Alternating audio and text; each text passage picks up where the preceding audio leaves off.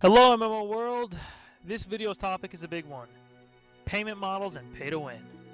To start, we're going to discuss buy to play. Buy to play is a one-time purchase.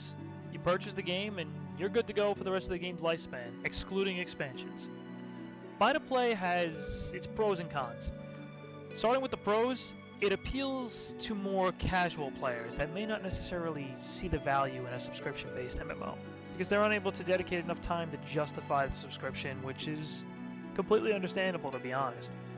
So, the bad thing about buy to play, the one-time purchase option, is the lack of future funding.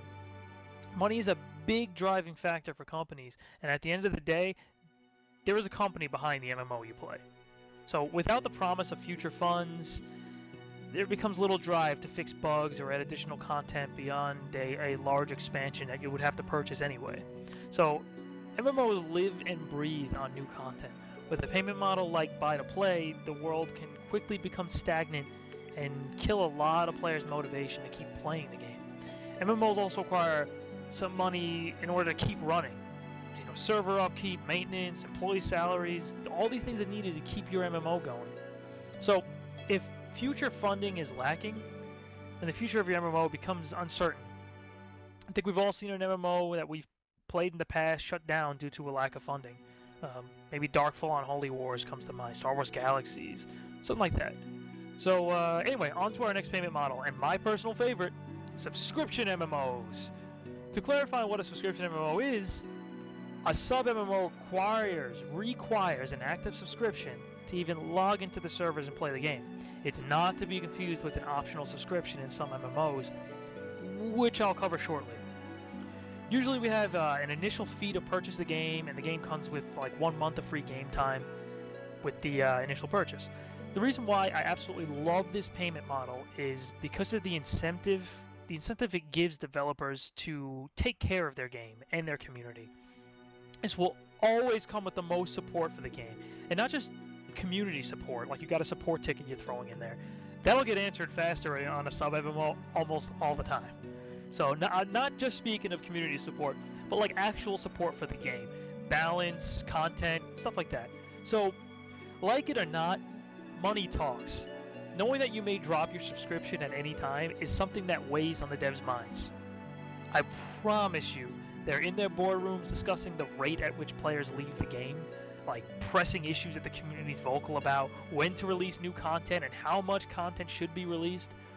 These things are being discussed when you have a subscription on the line. So, I feel this will provide you with the best MMO experience possible. Like I said earlier, I could certainly understand if players shy away from sub MMOs because of the continuous fee. However, I will say that if you love your MMO, you will gladly pay the fee for the added security of keeping the MMO alive and avoiding transitioning to pay to win. So, about pay to win. This is our last payment model we're going to discuss. The dreaded free-to-play pay-to-win MMOs. This payment model is by far the worst payment model you will ever choose to go with. Sometimes we have an optional subscription available in these games as well, and it boosts all sorts of unfair advantages and stats and all this stuff. I don't think I really need to explain this, but I'm going to anyway. Free-to-play absolutely kills any feeling of accomplishment and cheapens the entire experience. Free-to-play MMOs are intentionally designed to make things extremely inconvenient and overly grindy if you refuse to use the cash shop. One thing that comes to mind is inventory space. That's a huge inconvenience for players, or it can be, depending on how the game's designed.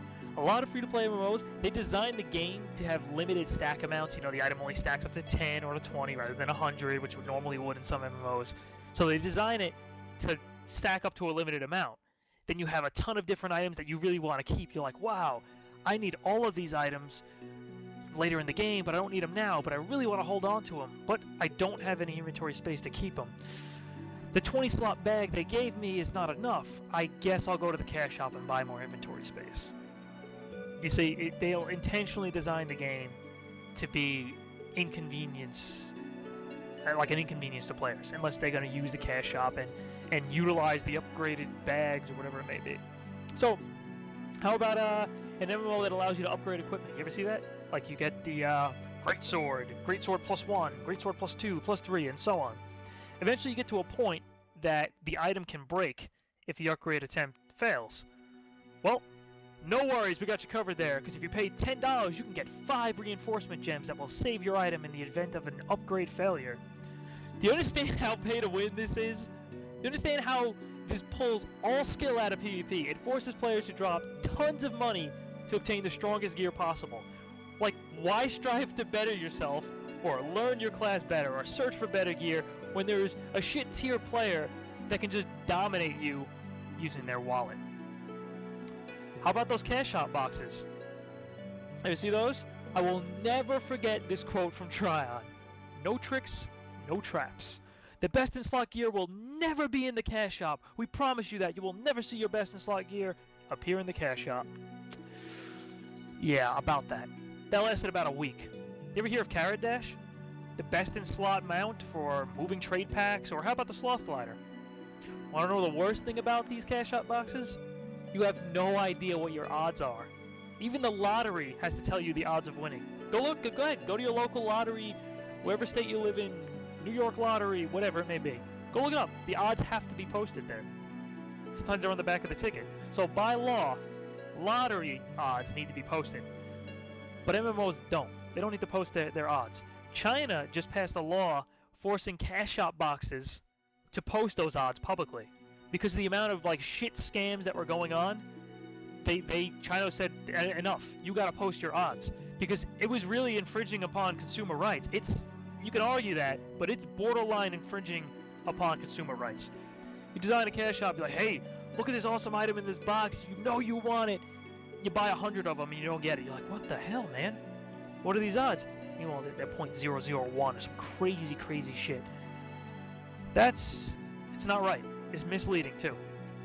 So anyway, some free-to-play MMOs have a funneled progression system. What is a funneled progression system? This is a limitation in the game. It's placed upon players to limit how much they can do if they don't spend money. So, remember labor in Nekrage? Yeah, that's a form of funnel progression. That's a funnel progression system that requires players to spend a shit ton of money in order to reduce, or in some cases completely remove, the impact of the system. It's one of the most rage-inducing things a free-to-play MMO can do. Not only does it stop players from doing what they want to do, like, hey, I just want to craft. I don't really like going out and PvPing and all that. I just want to craft all day. Well, you can do that for about an hour, but then you're out of labor. You better buy stuff. If that's your playstyle, you better go to the cash shop and buy more stuff to get you labor to reduce the impact of that system on you. It's not right. It gives players who pay a better experience and an unfair advantage. While Vindictus is not an MMO, I feel I should mention that Vindictus used to have a coin system that you were required to use to even play. You get to play a few levels a day, like 5 runs or something, and then you're out. You can't play anymore. If you wanted to play more than that, you had to purchase coins. Essentially, it's insert more quarters to continue playing. That system was thankfully removed from Vindictus a few years ago. But again, like I said, it's not an MMO, just mentioning it. So, how about World PvP? You guys love World PvP in your MMOs? I do. Okay, well how about when a player constantly resurrects every time you kill them until they run out of their resurrect item they purchased from the cash shop? Or how about an item that allows you to maybe, I don't know the location, spec, and gear of a player. You pop your item, type in the player's name, there they are, that's their gear, that's their spec. I'm looking at you, Revelations Online. I'm looking at you. Okay, so cosmetics. So here's where things get a little different. If you have a subscription MMO that's having trouble making ends meet, like maybe you have 2 choices here. Either we add a cash shop with only cosmetic items, or we shut down the game. Okay, I understand that. I understand. You got a choice to make there. I think it's understandable that you go with the cosmetic option. Makes sense. However, if you can trade the cosmetics you purchase from the cash shop to other players or sell them on the auction house, your game has become pay to win. You just now placed a legal method to buy and sell gold within your game. So be careful on how you implement cosmetics. If you choose to go with a cash shop, you can make it pay to win without intentionally, or maybe intentionally doing it, but without, maybe it's just an oversight. You didn't think about it. Your game's now pay to win if you can buy and sell cosmetics, because players love that. Players love when their character looks cool and fancy and flashy, maybe big fiery wings, whatever it may be. Players love that. They will buy the cosmetics. Players who don't have the money will farm gold and buy the cosmetics from another player. That player who bought it just bought gold. You bought the cosmetic and sold it to a player who couldn't buy the cosmetic with real money, and he gave you gold. Buying and selling gold now. That's a legit legal way in your game to do it now. So be careful. So another thing about it is it removes content almost, you know? Like, searching for cool looking gear is kind of part of in some MMOs, you know? People look for those, maybe you got a transmoggable gear feature in your game. You know, this gear, it's not the best gear, but it looks amazing. But I want to wear my gear that's crazy high level, but I don't really like how it looks. Okay, transmog it. Now you got the best of both worlds. It looks great, and you got your awesome stats. That's awesome. People like that. But you lose that if you can just buy stuff from the cash shop. So you don't go out there searching for that awesome looking gear, you know? Anyway, that about wraps up this video. Thanks for watching, guys. Let me know what you think.